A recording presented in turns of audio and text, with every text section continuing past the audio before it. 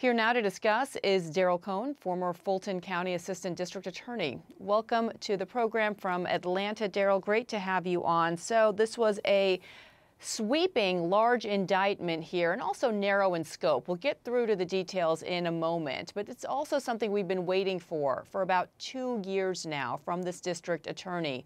What do you make of the charges and the fact that it's not just Donald Trump, but you have 19 including Donald Trump, who have been charged? Well, Brianna, first of all, it's good to be here, and thank you. The fact that there are 19 people helps Fani Willis, who's the elected DA in Fulton County, make this a RICO or racketeering charge, makes this easier for her to prosecute crimes that took place outside of Atlanta, Fulton County, Georgia, but still in the state of Georgia. So that is not surprising, and it gives her the opportunity to go after a lot more people. Now, the fact that there are 19 people indicted tells me they're looking for some throwaways. They're hoping and expecting that one or more of these people will turn state's evidence, will testify against a co-defendant, Donald Trump. And the more that they can put pressure on people, the more likely he or she or they will say to themselves, do I really want to put myself in jeopardy? Do I really want to put myself in jeopardy of going to prison? The answer is no, so I'll do whatever it takes to keep myself a free person. Right, because in the other indictments, this is now the fourth, they involve whether it's Donald Trump just alone, as we saw in Jack Smith's indictment just a couple of weeks ago, also related to trying to overturn the 2020 election, though that was a federal charge.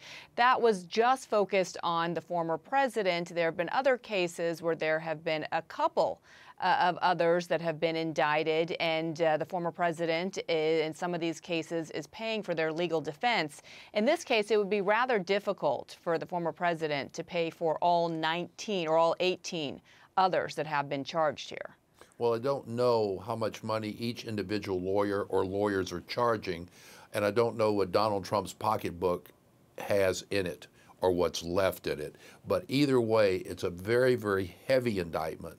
And I think part of what Fani Willis's strategy is the more people involved, the heavier the weight on Donald Trump to be fearful and to stop striking back. Because what she wants is not what he's doing. What she wants is what normal defendants do.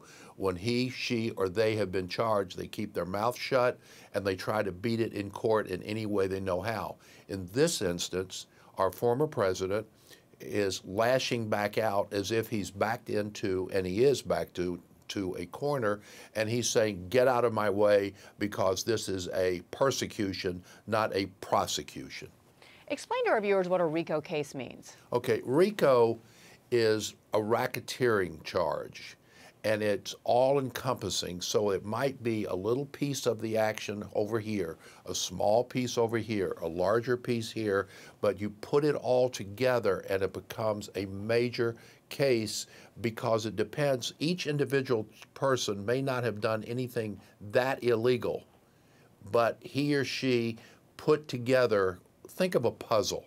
We're putting this puzzle together, and piece by piece, the puzzle pieces don't mean much. But when you put them all together, you have a finished puzzle, and you can see what's going on. So that's basically what we're talking about. The simple individual pieces are going together in a complicated, large prosecution. Among the other charges, we have election fraud, false documents, false statements, witness intimidation. Let's just drill down on some of these other instances. And I want to get you to respond to what law Fani Willis is saying the president or these 18 others broke. Let's start with that famous phone call now that took place on January 2nd, 2021. The former president made a call at the time to the Secretary of State in Georgia, Brad Raffensperger, asking for 11,000 votes to be found. Let's play that for our viewers. So, look, all I want to do is this. I just want to find 11,780 votes, which is one more than we have, because we won the state. So for an amateur just listening without a legal background, that does sound suspicious, but tell us exactly what laws may have been broken here with that request. Well, it depends. If you take it at face value, and we haven't heard the entire recording, but if you just take it at face value, it could be, hey, do a recount. I'm certain that 11,780 votes were miscounted. Just keep looking because there may have been a malfunction in one or more of the machines. Or it could be more sinister.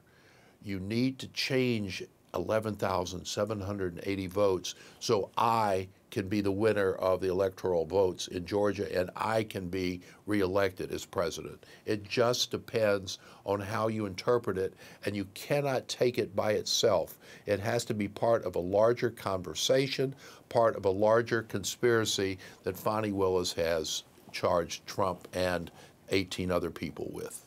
And would you assume that that's what Fani Willis has been able to prove or put together, that this was part of a larger conspiracy as opposed to just the president saying, listen, I hope we can find 11,000 votes? Well, Brianna, the truth is this is part of why it's a RICO case in my view, because she's taking pieces of the puzzle and taking them where they are separated and they don't mean very much of anything. But when they are put together, it means that there's a conspiracy with Trump going after people who were electors, fake electors, putting pressure on Brad Raffensperger, the Secretary of State, that he should not have done. And so it becomes a question of, is this just political, or is it political and a crime? And Fani Willis and the DA's office have decided that all the things that happened as a result of his loss of the presidential election were criminal, not just civil, not just rotten eggs, not just I was mistreated, but I was robbed of what I rightfully won. And he's saying this, and the people around him were trying to make it happen without the voters, according to Fani and the indictment, without the voters' consent, because the voters had voted one way and they were trying to change votes to make him the winner. If he is convicted and he does become president, unlike federal charges where he could, in theory, pardon himself, that would not be the case in this state trial. And at the same time, if I'm correct, I believe that Georgia is one of 3 states where the governor cannot even issue a pardon That is for somebody correct. who's been convicted. No, that is correct. Had he been, let's just take a giant leap and say that he's reelected, he's elected again as the president. And let's also say he's been convicted in the state of Georgia in Fulton County. There is a minimum 5-year prison sentence that's tacked on to RICO. None of the other charges am I talking about, just RICO, just racketeering. And no, the governor of the state of Georgia does not have the power to pardon anyone. It has to be the State Board of Pardons and Paroles, and I believe it's after 5 years. So he could be theoretically the president from behind bars in Georgia, though I don't see those scenarios working out, but clearly they're a possibility. Yeah, Fani Willis says that she wants to bring this case to trial within 6 months. Do you think that that's overly ambitious? It's easier for me to get to the moon without a ship, a rocket ship, without a space capsule, than her having this case finished in 6 months. It's just not going to come to the courts in 6 months. There are too many lawyers involved. We know there will be at least 19. There may be more. There are too many cases, too many motions to dismiss, motions to remove to federal court, motions for everything you can think of and a lot that you can't think of that will take up the court's time and continue to delay this case. In my view, there's no way that we can even come close to a 6-month trial date. Yeah, another difference here is that the district attorney, Fani Willis, is a Democrat, as an elected official, unlike Jack Smith, who was appointed by the attorney general. And I'll add another thing is that whenever this trial does take place, that the cameras will be allowed in the courtroom, another distinction between a state trial and a federal trial. Daryl Cohen, I wish we had more time. We'll continue to be covering this story in the weeks and months to come. Thank you so much, though, for helping break it down for us. Thank you very much.